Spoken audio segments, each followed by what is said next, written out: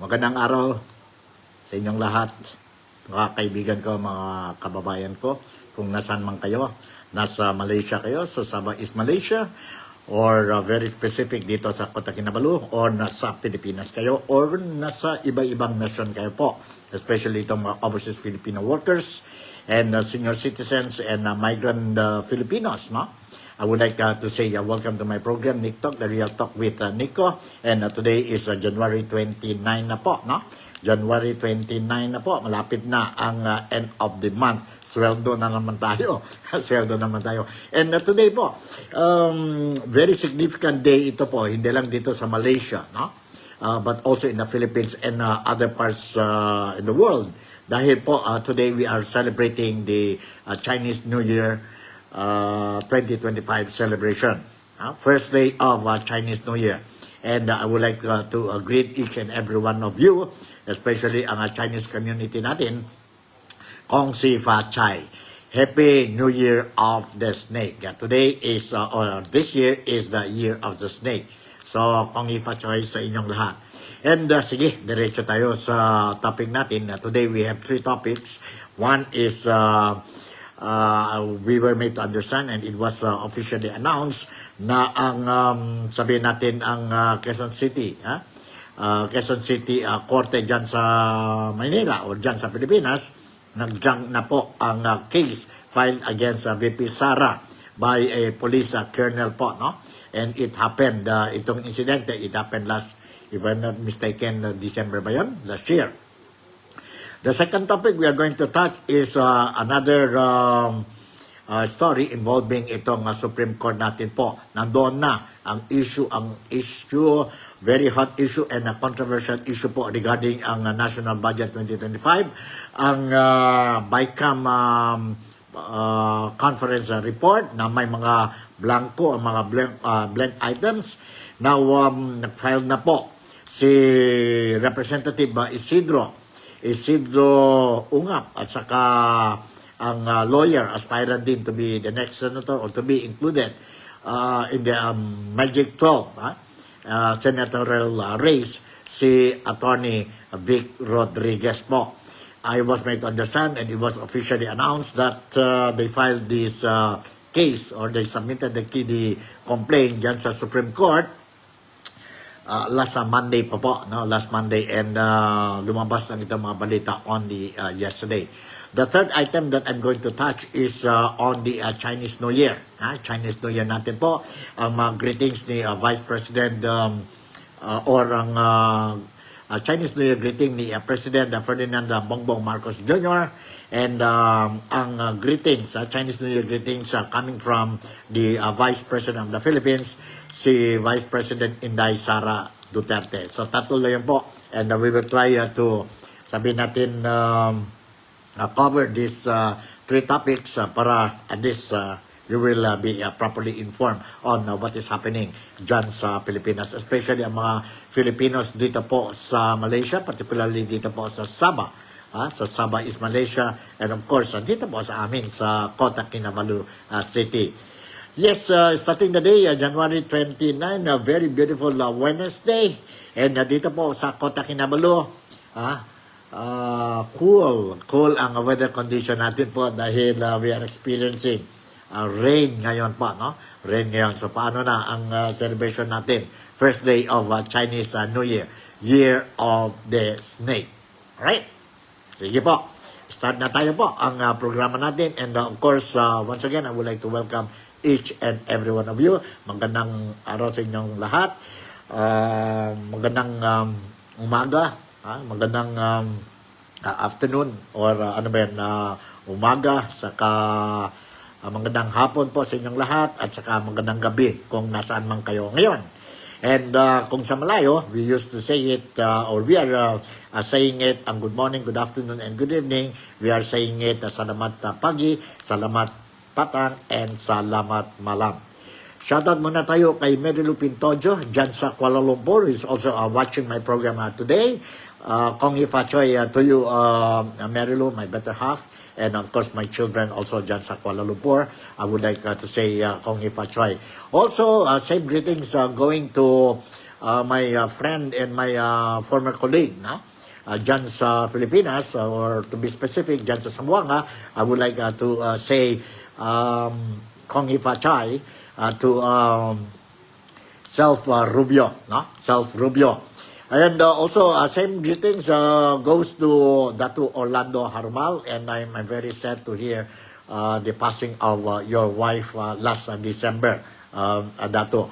Hope you and your children has accepted the departure of your wife, no? And that's life. That's life. Sabi pa nga ni Self Rubio, Kong Hifa Chai, Jong. Yes, Kong Hifa Chai. Kong Hifa Chai. Okay, let's move on sa ano natin, sa issue natin, tatlong issue as I mentioned. And the first one, ito po, I will share with you a video clip which I recorded, and of course intended or meant to share it with you during my program, especially today, no? Ang program natin January 29. Ito po, let's listen to this, sabihin natin, brief, short lang ito po, video clip that I will be sharing to you now. Hold on po. Okay, alright. Dahil nga sa paglipat ng ospital sa... Okay, nandito na po. Let's listen to this. Ang video recording that I managed to record para sa inyong lahat po. Okay, let's listen to this. ng Quezon City Prosecutor's Office sa mga reklamong isinampa ng polis laban kay Vice President Sara Duterte at sa kanyang security staff. Matatanda ang nagkainitan noon sina VP Sara at mga polis ng Quezon City dahil nga sa paglipat ng ospital sa Chief of Staff ng PISE na si Zulica Lopez noong Disyembre. Dahil dyan, naharap sa reklamong direct assault, disobedience to authority and grave coercion si VP Sara, security head niyang si Colonel Raymond Lachica at iba pa. Pero ayon sa Quezon City Prosecutor, walang sapat na batayan para maisulong ang mga nasabing reklamo. Wala raw ebidensya na nanakit o nanakot noon si VP Sara. Okay, that's the news, and it was junk ang kaso filed against VP Sara, isang police officer, regarding the incident dyan po sa hospital sa Maynila, no? Last month ba yata yun, no? Walang probable cause, no? Walang probable cause ang assault, alleged assault of Vice President Inday Sara to that particular sino ba yun? Police Lieutenant Colonel si Villanueva ba yan? No? So, wala na po. Tapos na yan ang kaso po, no? Ang kaso, sandali, shoutout muna tayo kay Michael Fabian, who is also watching ang episode ko ngayon, Wednesday episode. Si Michael Fabian is my daughter, eldest daughter, and she's, nandyan po siya sa Kuala Lumpur o sa KL is working. Likewise, good morning and welcome to my program. Ang mga kapatid ni Michael, si Nikki, who will be taking a long journey, flight today. She's leaving Kuala Lumpur, going back to her work sa international cruise. From Kuala Lumpur, she will be heading towards San Francisco. And I was made to understand it will take something like 16 hours flight, no? So, kulang. Chill lang, Nikki, chill, Nikki, and enjoy your flight. And I hope you will have a safe flight to San Francisco. And from San Francisco, she will heading dyan po sa assignment niya. Ang destination niya po as a nurse sa Hawaii. Sa Hawaii. Alright. And of course, another brother nila po, si Marco Fabian, who is also a professor dyan sa one of the universities, no? One of the universities dyan sa Kuala Lumpur. Dyan sa Kuala Lumpur. All the best, good luck, and Kong Si Fa Choi to all of you. And of course, kapatid nila dito sa Kota Kinabalu, together with me now, is si Shane Fabian. I would like to say also, all the best, good luck kay Shane Fabian sa SPM exam niya. That will be on February 3, the last paper na yun po. And yeah, she's very busy studying or preparing for the SPM exam nila po dito sa St. Francis Convent. Alright? So, okay, regarding the issue, yon kaso na junk ang Quezon City Court against BP Sara. May explanation po. No? Let's listen to the explanation of another lawyer, si attorney Trixie Angeles po. One of the bloggers, one of the respectable media men po, no? Commentator dyan sa media, dyan sa Manila. And let's listen to her reaction or explanation po regarding itong case ni VP Sara or Inday Sara Duterte. Alright? Okay, hold on for a while. Few seconds lang. Alright? Nandito po si Attorney Trixie Angeles. They were claiming direct Hold on, assault. Ito ang case she is explaining po. Let's listen to this. Para at least you will have an idea about the case. They were claiming direct assault, disobedience to authority, grave coercion. Lahat nasa revised penal code yan. Not supported daw by evidence ang pagka-dismiss. Not one of the witnesses of Police Colonel Villamor corroborated his claims regarding the purported attack, employment of physical force, intimidation, resistance, disobedience, violence, and threats. They did not narrate the encounter between the parties. So yun, marami pong kulang dun sa pag-file ng kaso laban kay BP. Now, I would like to also to remind people, in 2024, binago po ng Department of Justice yung quantum of evidence na required para makapasa, para umakyat sa hukuman ang mga kaso. Dati, you have to establish probable cause lang. Ang probable cause, a crime probably was committed and the person probably, the suspect or the person you're complaining of, probably committed it using the standards of a reasonable man. Ngayon, hindi na po yun ang tinitignan ng ating mga prosecutors doon sa tinatawag na preliminary investigation. Ang quantum is, dapat the case, you have, quantum of evidence must be prima facie evidence with reasonable certainty of conviction. So, ibig sabihin, yung reasonable certainty of conviction, it means na base dun sa mga prinisinta nung nagreklamong police colonel ay hindi po aabot. In other words, kung sakaling masampayan sa hukuman, madidismiss lang po yun. So that's interesting. Ibig sabihin talaga, nagmadali silang i-file I suppose to justify their actions. I-justify yung paghaharang nila, i-justify yung kanilang pagpipilit kay Attorney Laika at saka kay VP. I mean, para sa akin, why did the VP have to explain herself? Hindi ba dapat maliwanag na yan? Okay, yon ang explanation ni Attorney Trixie Angeles. Pahabol muna tayo po. Sabi ni Mary Lou, Happy New Year to Nico and to all the followers ng Nickto. Also, shoutout muna tayo kay Bong Sebastian dyan po sa Manila. Also watching ang program ko. Good morning to you, Primo Bong and Kong Sifa Chai. And of course, I don't want to miss this shoutout din po sa magaling na galing teacher ko po. When I was in my high school days. Si Miss Elsa Hamre, no?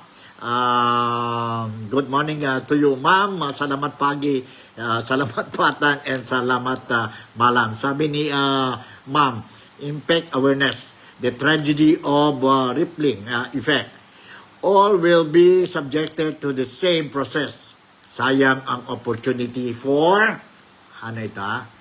for sanitation missed. Alright. Yan sabi ang saludo ko mo. Kaya math teacher ko po, no? Magaling yun sa figure. Ha? Pagdating sa mga baykam po, mga budget ninyo po. Ito si Ma'am Elsa Hamre. Magaling talaga ito po. Saludo ako. Whatever I am now po, no? Although mahina tayo sa math, mahina tayo sa figures, pero I owe it to her also. No? What I am now. Nandito ako sa media, hindi lang sa Pilipinas, nandito ako media sa Malaysia po. And whatever I'm doing now, part of it is because of the knowledge shared to me by my teachers. And of course, si Ma'am Amre or si Mama Elsa Amre is not excluded from the contributions they gave to me in being a well-rounded person ngayon po. Thank you very much, Ma'am Kong Hifa Choi, to you, Ma'am. All right, let's move on. The other issue that I mentioned earlier, the second issue is yun po ang kaso. Ang kaso filed dyan po sa Supreme Court. Sa Supreme Court po by no less than ang complainant. The one who discovered my some irregularities dyan sa BICOM conference report po ng national budget natin 2025. And I'm referring to no other than si Representative Isidro Ungab. And of course, together with him filing the case is no other than ang former executive or executive secretary ni incumbent president si Ferdinand Bongbong Marcos Jr. Although he already left that camp ni Marcos, and now he's aspiring to be one of the 24 senators sa Pilipinas come May 12th midterm election. And I am referring to no other than Attorney Vic Rodriguez po. Magandang is a very good material po sa Senado natin po. Pero kayo na bahala po pagdating sa midterm election. Midterm election po sa May 20 o sa May 12 po, no? Sa May 12. So, okay, let's listen to this, and this you will have an idea ano talaga ang mga basis nila po, no? For filing itong case or complaint against itong issue po, regarding itong issue ang blank items sa bicameral report po. So bicameral report yon ng yon kay o yon sa sa involving sa national budget 2025. Let's listen to this, and yes, I'm very happy that at least I will be able to give you the opportunity po, no? Opportunity for you to understand ang kaso talaga po. Nandito po. Nandito. Let's listen to this. Hold on, Hold on. Sandali, Hold on. I-close up natin po para wala tayong problema. Clear na clear kayo. Clear na clear kayo. You're listening dito po, or you're watching ang programa Nick Talk, The Real Talk with Nico. And of course, ito po ang kaibigan ninyo, si Nico Fabian, dito po sa Sabah East Malaysia, Kota Kinabalu. Ready? Let's listen to this. Ipinapawalang bisa ng isang grupo sa Korte Suprema ang General Appropriations Act of 2025 o 2025 National Budget. Inihain ni Davao 3rd District Representative Isidro Ungab at dating Executive Secretary Vic Rodriguez ang petition for certiorari and prohibition sa Korte Suprema nitong Lunes. Parehong kaalyado ni dating Pangulong Rodrigo Duterte si Ungab at Rodriguez. Bukod sa kanila, kabilang din sa petitioner sina Rogelio Mendoza, Benito Ching Jr., Redemberto Villanueva, Roseler de la Peña, Santos Catubay at Dominic Solis. Pinasasagot sa petisyon sina House Speaker Martin Romualdez, Senate President Francis Escudero at Executive Secretary Lucas Bersamin. We are moving for the setting aside and the declaration of unconstitutionality of the entire 2025 budget, because we believe that this is a fruit of the poisonous process. Sa isang mensahe, sinabi ni Ungab na minarapat nilang dalhin sa Korte Suprema ang issue kaugnay sa budget para maisalba ito. While I was studying yung sa constitutionality ng budget, doon ko na nakita yung blank item sa BICAM report. Almost all of those whom I have consulted said that it's really highly irregular. Apat ang kanilang argumento sa petisyon. Una, nilabag umano ng 2025 national budget ang Republic Act No. 11223 o ang Universal Healthcare Act. Ito ay dahil umano sa pagtanggal ng pondo para sa Philippine Health Insurance Corporation o PhilHealth. Kinwestiyon din ng grupo ang pag-realign ng budget na nagresulta sa mas mataas na alokasyon sa Kongreso at ibang ahensya. Base nila sa batas, bawal taasan ng Kongreso ang appropriations na nirekomenda ng Pangulo. Mula sa proposal na 16.35 bilyong piso, tumaas ang budget ng Kamara sa 33.67 bilyong piso, habang ang Senado naman ay naging 13.93 bilyong piso mula sa 12.83 bilyong piso. Paglabag din nila sa konstitusyon ang hindi pagbibigay sa edukasyon ng pinakamataas na alokasyon. Panghuli, paglabag din nila sa konstitusyon ang pagpirma sa Bicameral Conference Committee report na umano'y may mga blanco. Ayon naman sa liderato ng Kamara at Senado, We welcome any petitions to question any law that Congress passes at para sa akin, oportunidad yan para makilahok din sa proseso ng budget.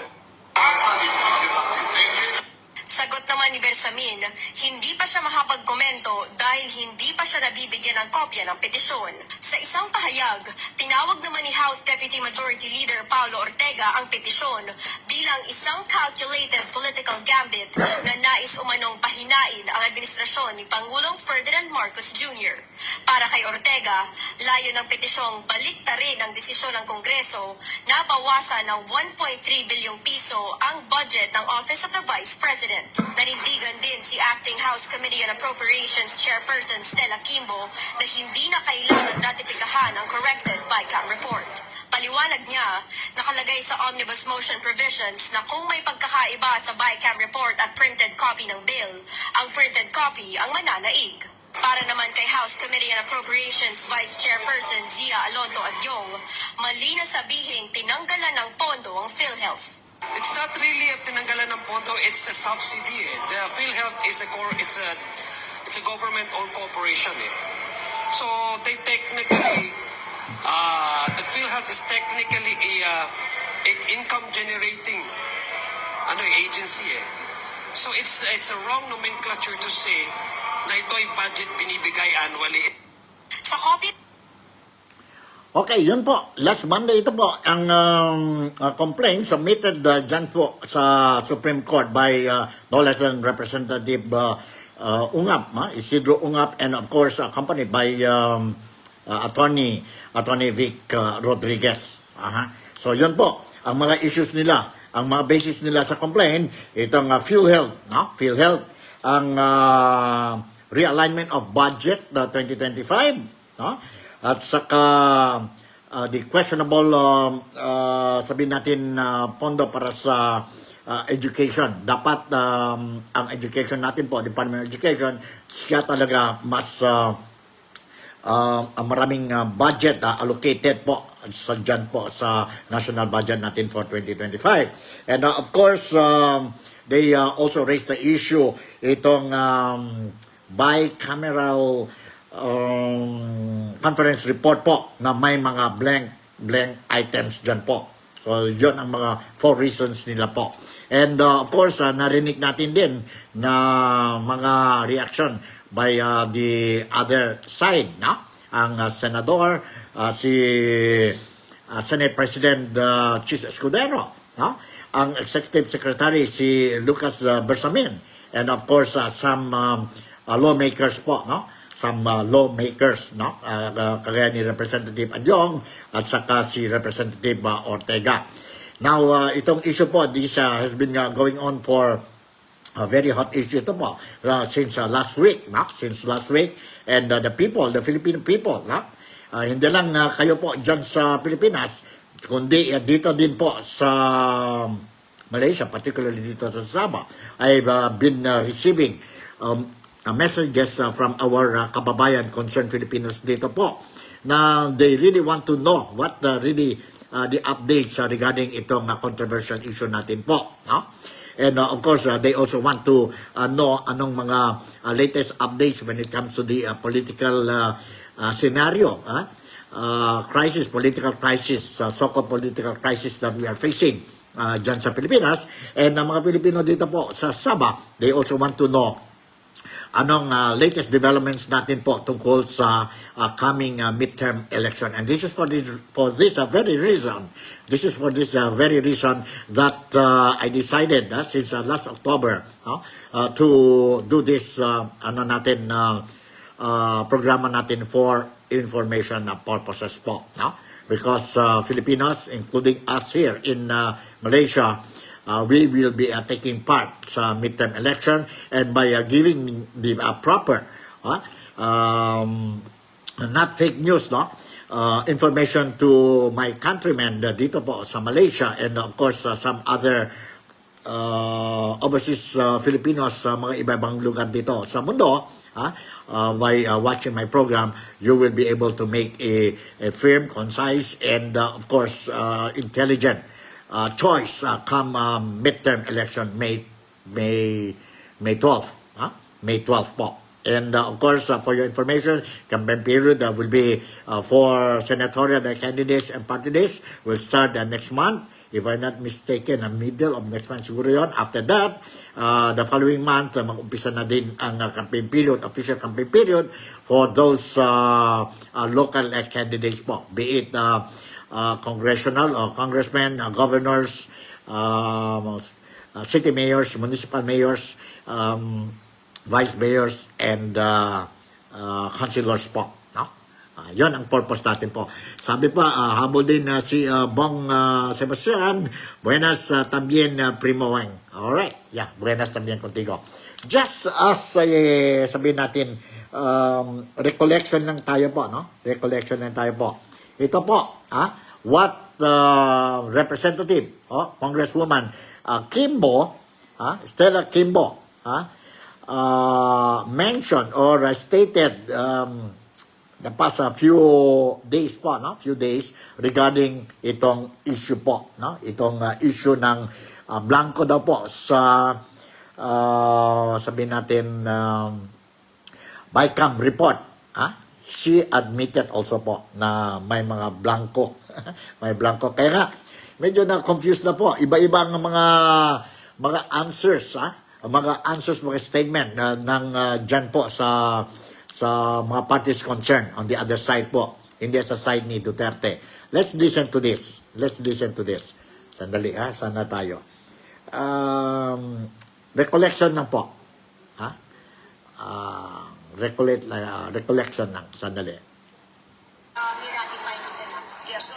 Ito po, ang statement reported by GMA, 24 oras.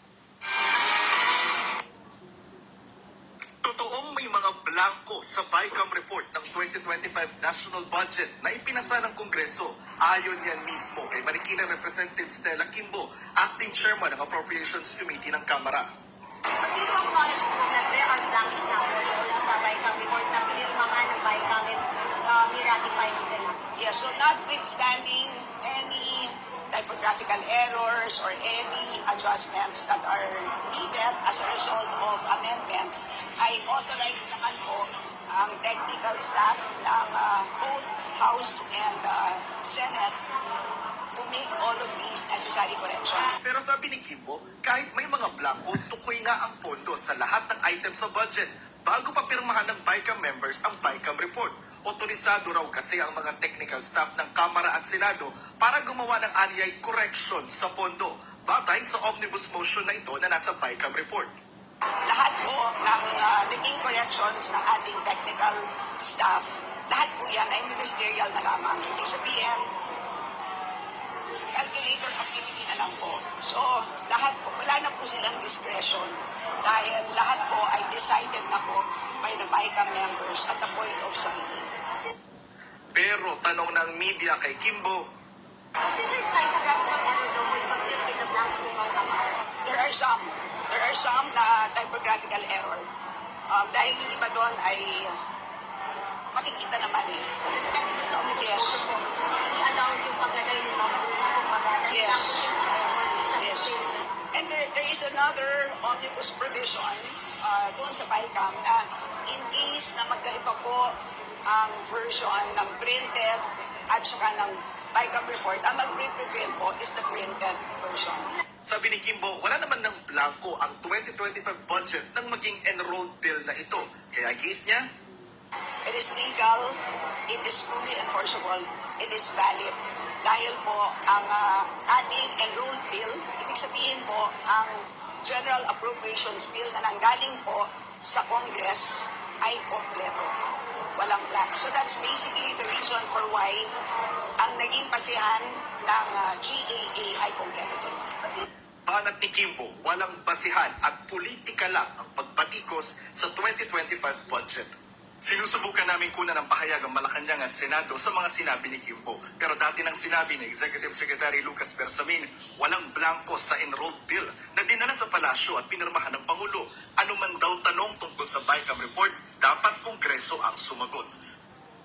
Ayan po. Yan po, no? Ang previous statement ni Representative Stella Kimbo po, na sabi niya, she admitted na mayroon mga blanco, but okay lang daw yun po. Okay lang daw yun po, no? So, nagiging controversial issue yun po. So, shoutout muna tayo kay June, no? June, good morning to you and good morning to your wife and to your family. Nasa Pilipinas si June last year, no? Nandito siya sa Kota Kinabalu, siguro na holiday si June. So, kumusta kayo? And hope you're doing fine dyan sa Pilipinas, enjoying your life. And of course, bonding kayo po sa pamilya ninyo po, no? And kong si Pachay, kong si Pachoy, kong si Pachay to you and to your family and to the rest, the Filipino communities dyan sa Pilipinas. Dyan sa Pilipinas. Okay. Alright. Okay, let's move. Ang last topic natin po, no? Ang last topic natin about the Chinese New Year. Chinese New Year. Let's see. Chinese New Year. I was made to understand and it was again officially reported na nag-issue na ng Chinese New Year message. Si Presidente natin, si President Ferdinand Bongbong Marcos Jr. Regarding itong celebration natin dito, 2025, the Year of the Snake. Year of the Snake. And yeah, we will touch on this. Unang-una, I just wanna to sabihin natin, give you something about ang mga luckiest zodiac signs. Ngayon, since we are talking about Chinese New Year, marami tayo po yung mga feng shui, mga feng shui, no? Feng shui lang ito po. It will just guide you, no? Ang importante dyan, yes, it will serve as a guide, but what is most important here, na you move, you do something to your life, no? Hindi lang dahil ang feng shui sabi na you will be rich this year, and then mag-upo na lang kayo po, no? Upo na lang kayo and maghintay na lang kasi sabi ang feng shui eh. Hindi yung ganyan. That's not how it works, no? Parang ano lang yan sa motivation lang yan sa inyo po, no? Welcome to the Year of the Wooden Snake. Wooden Snake pala ngayon, no? Welcome to the Year of the Wooden Snake, where it is all about strengthening our relationship and networks with others. Ito po, this year. But as we seek this connection, Feng Shui expert and si Patrick Lim Fernandez said that not all signs will be lucky when it comes to the love this year. As we welcome the Year of the Wooden Snake, here's a quick forecast to know which signs have that love luck this year. What are the signs po? What are the signs? Okay, let's read this news article. According to Fernandez, the signs that are lucky when it comes to love and relationship in general are the tiger, dragon, snake, horse, and dog. Again, lucky signs, ha? Ang tiger, dragon, snake, horse, and dog. Alright? Their luck in love is this year will not only come from their significant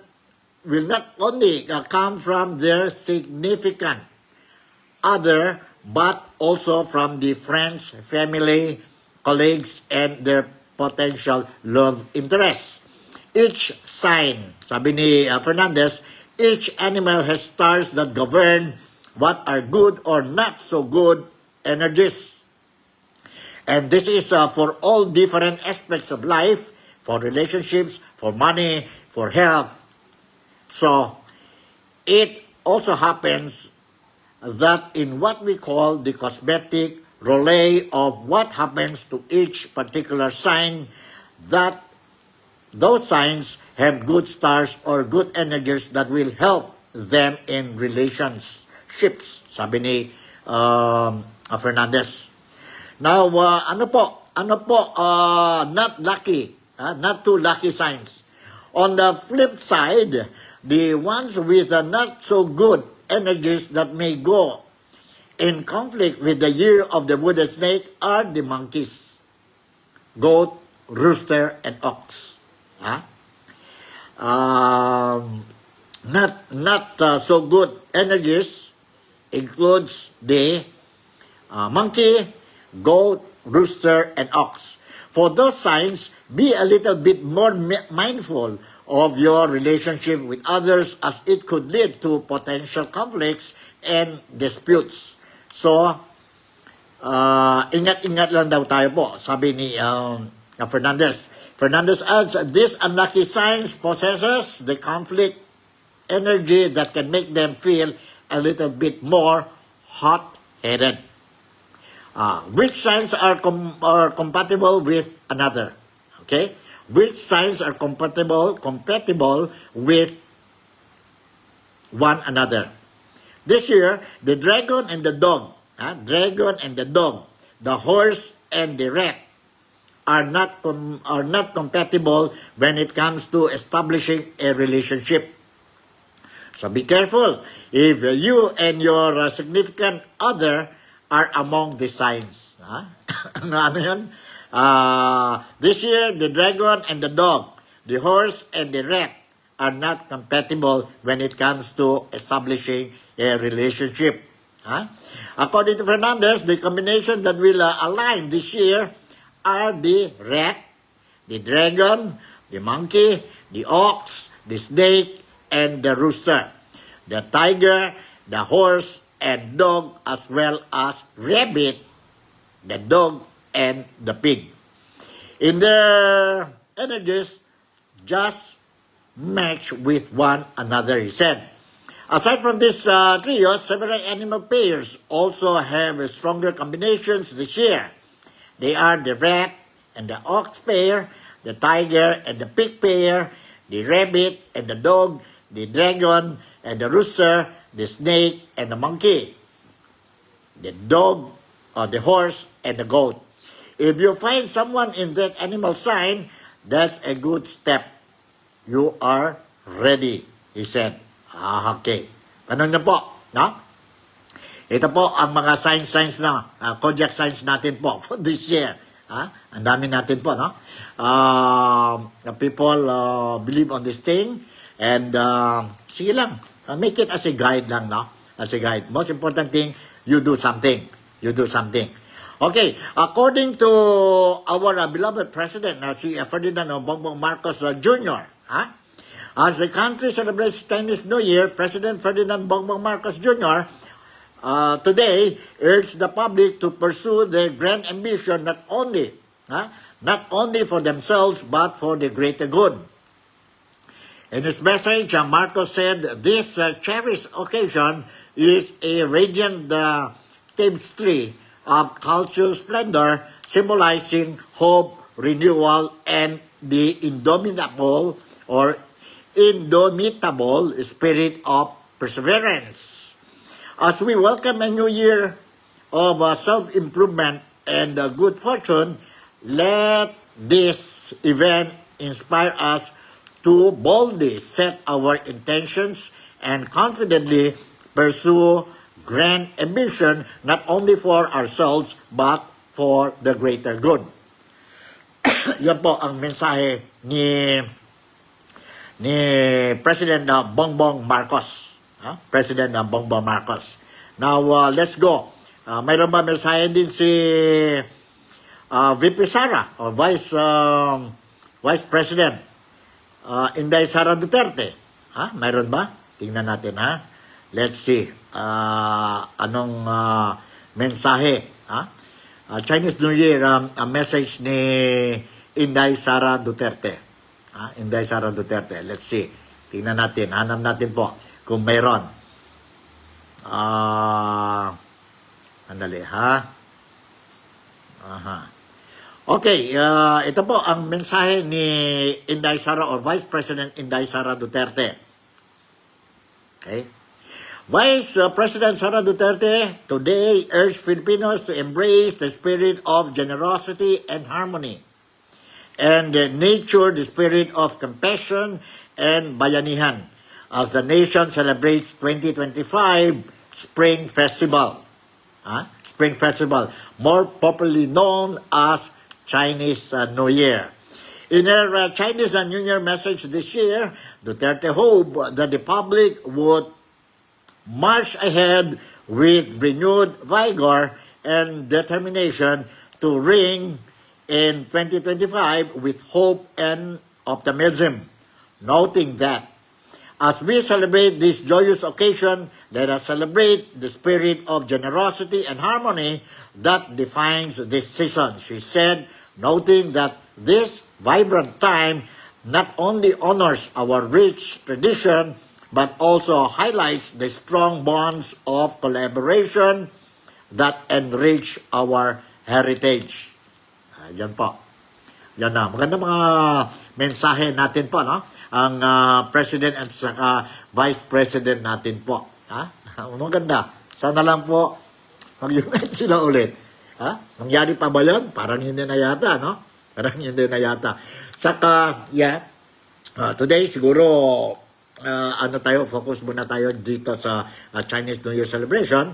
And to all or to the Chinese community around the world, we would like to say Kong Ifa Choy, Happy Chinese New Year of the Snake sa inyong lahat po. And let's hope and wish a prosperous year for all of us, especially itong mga brothers and sisters natin na Chinese po.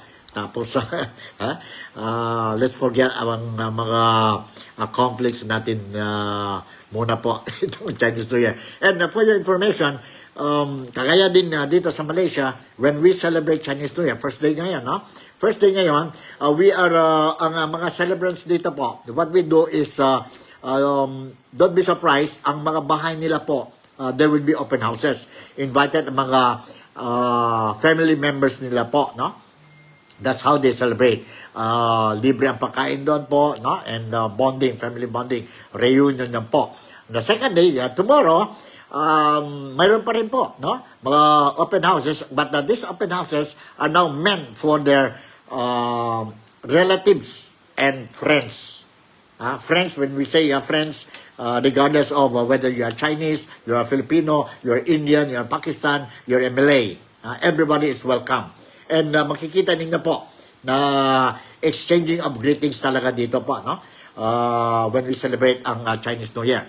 On the third day, meron na naman po open houses po, no? Depende yun sa schedule ng celebrants, no? Ang may-ari ng bahay. And these open houses or this celebration will continue for 15 days po dito sa Malaysia, no?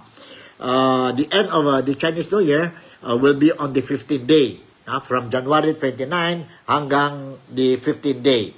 And that will be, or that will culminate the Chinese New Year celebration po. And that day, we call it Chop Gome. Chop Gome po. This is how Malaysians celebrate the Chinese New Year celebration. Dito po sa Sabah, ang gobyerno ng Sabah is spearheaded by Chief Minister Dato Sri Hajiji Anwar. It was already announced that big occasions like Christmas, New Year, Chinese New Year, Hari Raya, ang gobyerno po, where Sabah government is sponsoring, organizing public celebration po, no? Every year ito po. This is one way of showing to the public that we are really a multiracial country po, no? Multiracial country po. We respect, and ang gobyerno mayroon na talaga special allocation for this big celebrations po, no? Big celebrations. So ganun po ang sitwasyon dito sa Sabah. This is how we celebrate. 15 days ito po ang Cham Gome. And today, or yesterday pa yun, umpisa, medyo wala nang mood ang mga workers dito po sa Malaysia o dito sa Sabah kasi holiday mood na sila po. And this will go on today, tomorrow, Saturday, it's a long holiday na po. Kaya sa newspaper namin ang Daily Express, don't be surprised if you don't see ang newspaper sa streets dito po sa Sabah o dito sa Kota Kinabalu dahil po ang holiday namin po nag-start kahapon, today and tomorrow. Now we will be publishing our newspaper po on Saturday po. Ibig sabihin, Friday, babalik na kami sa opisina and to prepare for our newspaper for publication sa Saturday. Ganon yan po. Ganon po. And of course, you will see mga ampaw giving na po. Sa akin, wala pa eh. Anyway, ampaw is only given to yon mga tao na hindi pa married. Kagaya sa akin, married na ako po. Senior citizen na ako po. So anyway, hanggang dito na lang po ang episode natin ngayon, January 29, Chinese New Year episode 2025 tayo po. And sana lang po, in whatever ways, I hope I managed to entertain you. And of course, share you some ideas, informations, so at least hindi kayo blurred pagdating sa information, sa news, galing sa Pilipinas. Especially itong mga Filipino communities dito po sa Malaysia, dito po sa Sabah. Once again, Nico Pabian would like to say thank you very much for making me a part of your day today. Kong Si Fa Chai. Happy Chinese New Year of the Dragon. Malaysia, Sabah, the Philippines. God bless us all and enjoy our Chinese New Year holidays. Bye. See you tomorrow.